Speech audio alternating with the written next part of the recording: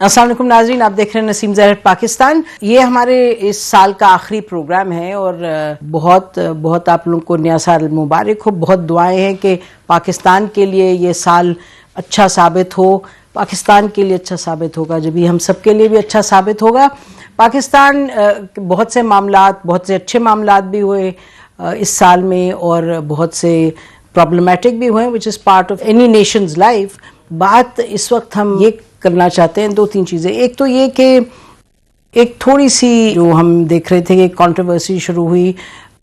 You اے ای کے president آئے، پھر کسی نے کہا جی وہ کسی شادی کے لیے آئے ہیں، پھر کسی نے کہا جی وہ ایئرپورٹ پہ 2 گھنٹے بیٹھ کر کے چلے گئے، بے تکی بات تھی، کیوں آئے and so on so fourth. The point is کہ پاکستان میں پریسیڈنٹ ہے. اردوغان صاحب آئے تھے 2009 میں یا پتہ نہیں 14 میں، نواز شریف صاحب تھے.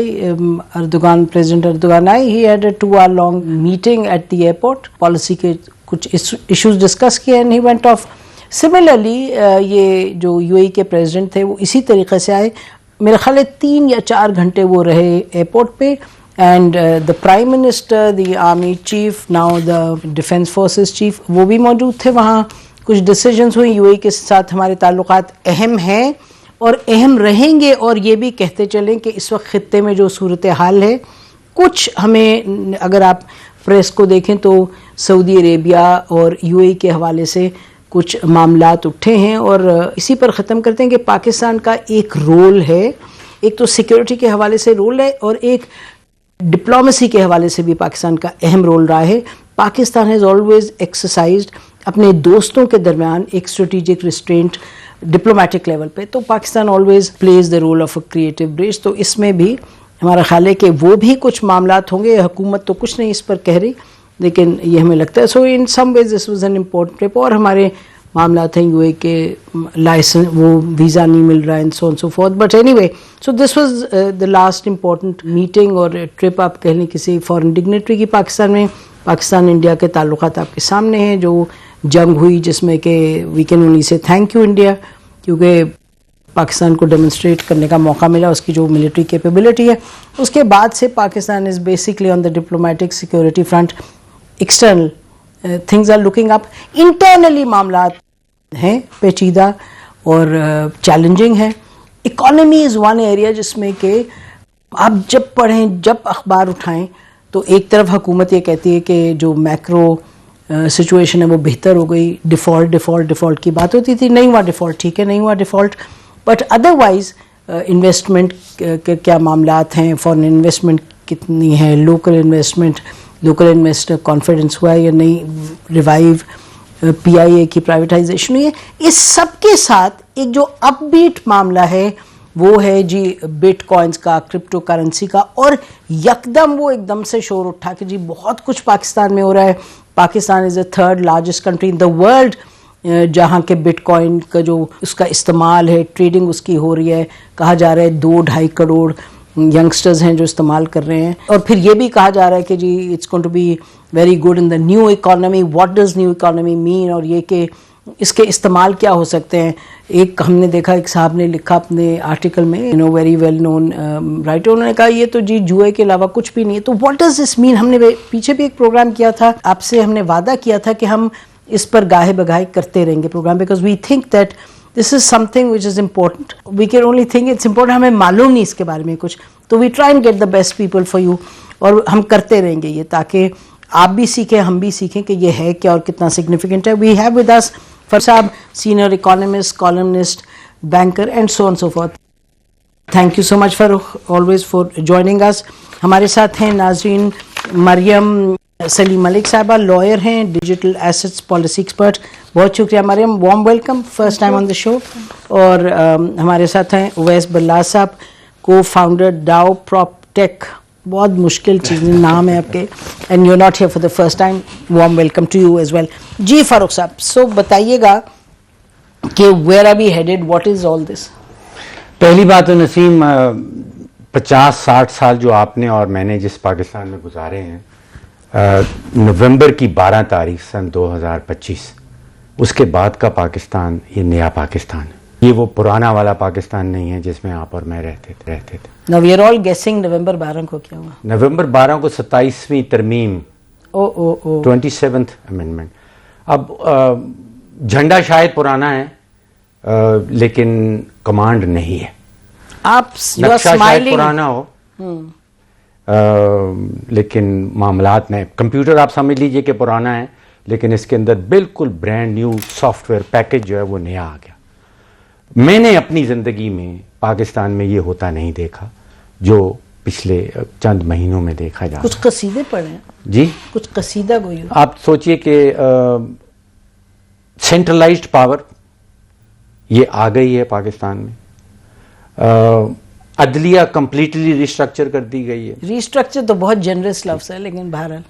اور تیسرا اب یہ ہے کہ ریاست کا کور آپریٹنگ سسٹم جو ہے وہ مکمل طور پہ ملٹری بیکڈ.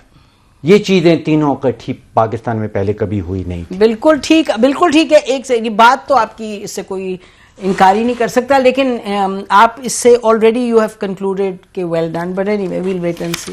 نہیں, اس میں ویٹ اینڈ سی والا معاملہ رہ گیا. دیکھیے پاور سینٹرلائز ہو گئی ہے. پاور ان اٹ سیلف کہتے ہیں کہ نیوٹرل ہوتی ہے. اس پاور کا استعمال پاور کی ڈائریکشن, اس میں دو ماڈلز آ رہے ہیں Naseem, very clear, very short. Power itself is neutral, power itself doesn't solve anything, is the direction of power. Okay, so inherent اس میں کوئی گریٹنس نہیں ہے. یا اس مورلی نیوٹرل. اب ایک جنرل سیسی کا ماڈل ہے ایجپٹ میں, وہاں پہ اس نے سینٹرلائز کی پاور اینڈ وہ سینٹرلائز پاور کا پورا فوکس اس نے اسٹریٹ کنٹرول کے اوپر لگا دیا. ہاں, اسٹریٹ کنٹرول پہ. ایسا ہی ایک اور ماڈل ہے جو ساؤتھ کوریا میں جنرل پارک نے کیا, کمپلیٹ سینٹرلائزیشن آف پاور, اور اس کے بعد اس نے وہ جو پاور سینٹرلائز کی تھی اس کو نیشن بلڈنگ کی طرف لگایا. تو دس از واٹ لیفٹ. سر, میں جرنلزم میں کہتے ہیں کہ جب کسی کو ٹرین کرتے ہیں تو کہتے ہیں اچھا جی جو بھی سوال کوئی پوچھے نا آپ نے تو وہی کہنا ہے جو آپ نے تیاری کر کے آئے ہوئے ہیں بس.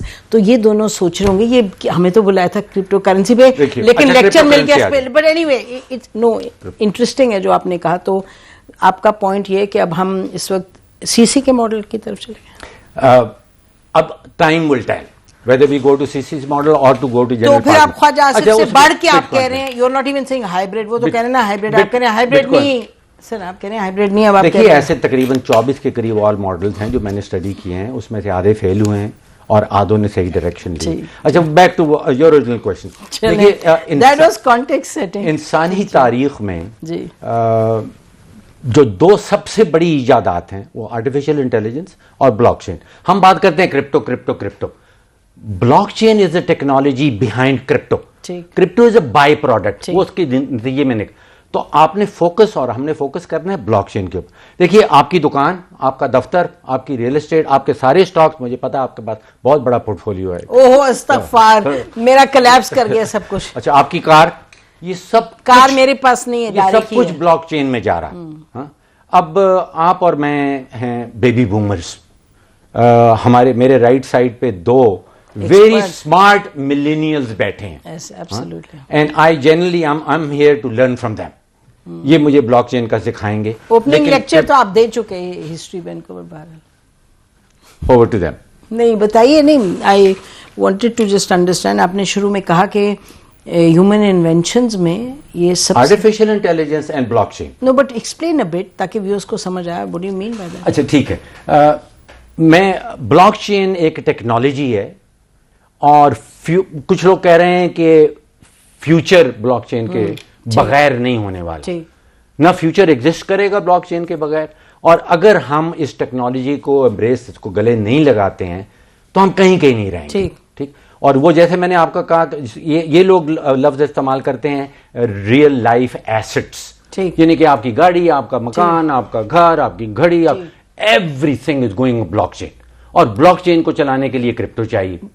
بلاک چین میرا خیال ہے کہ ناظرین کو ابھی سمجھ نہیں آئی. کوئی ایکسپلین کریں گے؟ آپ کریں گے ایکسپلین؟ سو آپ اس کو اس طرح ازیوم کر لیں کہ وداؤٹ کمپلیکیٹنگ مینی تھنگس, اگر آپ کے پاس ایک کھاتا ہے جو کہ آپ کے ایک رجسٹر پہ لکھا ہوا ہے, تو وہ رجسٹر آپ کے پاس ہے. ٹھیک ہے, شروع میں کھاتے بنتے تھے وہ رجسٹر پہ بنتے تھے, اور پھر اس کے بعد جب کمپیوٹر آنا شروع ہوا تو ایکسل شیٹس بننا شروع ہو گئی. اب وہ ایکسل شیٹ جو ہے نا وہ آپ کے پاس اگر پڑی ہوئی ہے اور وہ آپ کے اختیار میں ہے کہ آپ اس میں چیز چینج کر سکیں یا نہ چینج کر سکیں, تو بالکل آپ اس کو آرام سے سمجھ لیں یہ ایک پرائیویٹ بلاک چین ہے. اچھا رجسٹر, آپ اس کو سمجھ لیں, ٹھیک ہے نا, بالکل آپ سمجھ لیں کہ میں سادہ خوشبو بات کر رہا ہوں, ٹھیک ہے. اب اس کے بعد جو ہے اگر آپ کہتے ہیں پبلک بلاک چین جس کے اوپر کرپٹو کرنسی کی بات ہو رہی ہے, بیکاز وہاں پہ ایسا ایسٹ پارک کیا جا رہا ہے جس میں آپ کا کچھ شیئر ہے, کچھ فروخت صاحب کا ہے, کچھ مریم صاحبہ کا ہے, کچھ میرا ہے, تو اس کو سینٹرلائز رکھیں گے تو اس کے اندر نا کچھ گڑبڑ ہونے کے چانسز زیادہ ہیں. تو اگر ہم سب کے سرور کے اوپر وہ چیزیں پڑی ہوئی اور ہم سب کے پاس اختیار ہو اس کو ہر ٹائم پہ دیکھنے کا, تو اس کو آپ کہیں گے ایک پبلک بلاک چین. ایک کھاتا ہے, ایک لیجر ہے جو کہ ہر جگہ پڑا ہوا ہے, اور بلاک چین کا صرف ایک جو سب سے امپورٹنٹ کام ہے وہ ٹرانسپیرنسی ہے, and second is to avoid double selling. Why is it called blockchain? Anybody know?